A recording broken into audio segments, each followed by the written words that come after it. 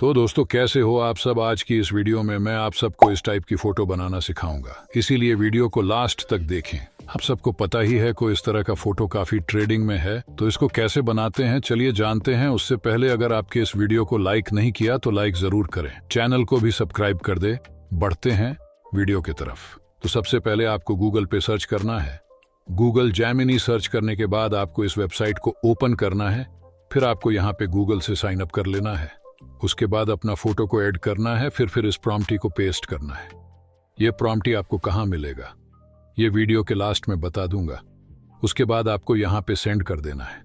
फिर थोड़ी देर वेट करने के बाद आपको फोटो मिल जाएगा। फिर आपको डाउनलोड कर लेना है। प्रॉम्प्टी के लिए आपको मेरे टेलीग्राम पे आ जाना है। टेलीग्राम का लिंक डिस्क्रिप्शन में मिल जाएगा।